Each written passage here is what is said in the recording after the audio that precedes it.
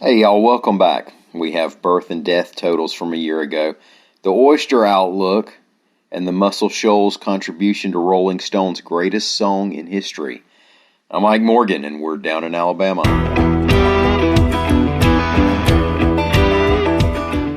Here's a statistical note from last year. In 2020, for the first time on record, there were more deaths than births in the state of Alabama, reports AL.com's Ramsey Archibald. Now, the gap between births and deaths has been narrowing for decades. On the birth side, we've been fairly flat since around 1970.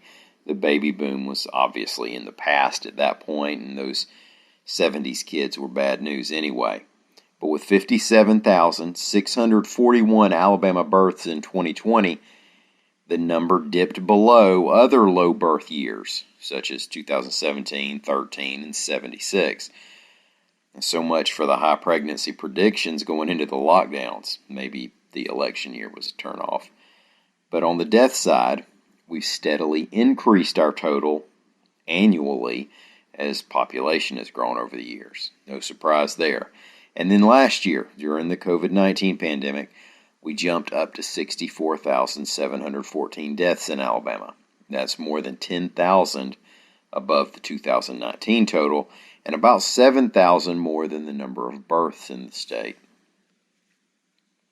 The Alabama Department of Conservation and Natural Resources officials say that the state's oyster industry can expect a pretty good year, but after that they're not anticipating a bumper crop in the near future, reports AL.com's Lawrence Becker.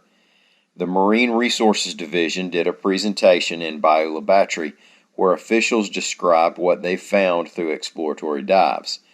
Keep in mind that recently oyster populations got so low along Alabama's coast that the 2018-2019 season was canceled altogether. Last year, oyster boats took in more than 22,000 sacks. That's almost twice the harvest of the previous year. And the news for this year is that the populations of harvest-ready oysters have held steady. Now, the bad news this year, according to the officials, is that divers found low numbers of juvenile oysters, known as spat. Now, that doesn't mean that by next summer it won't be a different story if conditions get right, but it does mean that right now expectations are low for 2 and 3 years from now. They say that the main culprit with the poor number of small oysters is the high amount of rainfall coastal Alabama has gotten this year. More fresh water means lower salinity for the oyster beds, and oysters like their reefs like we like the oysters, good and salty. Rolling Stone has updated its often cited list of the 500 greatest songs of all time, and nobody will ever come close to agreeing on this kind of stuff, but they're mostly out of their mind. You and I will just disagree on which songs they've grossly overrated. Incidentally, Missy Elliott's Get Your Freak On sits at number 8. It's a moving tune, but 8th best in the history of songs. All right, AL.com's Matt Wake reports that the number 1 song on the list, Aretha Franklin's version of Respect, is especially noteworthy to us because of the Muscle Shoals, Alabama musicians who played on the recording.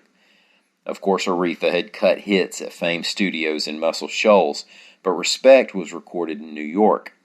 Playing on the track, however, are guitarist Jimmy Johnson, organist Spooner Oldham, and drummer Roger Hawkins of the Muscle Shoals rhythm section, that is, the Swampers. Rolling Stone said more than 250 artists, journalists, and industry figures voted on the list. Thank y'all so much for listening. We'll be back here again tomorrow. Until then, stop by and see us on the internet at al.com.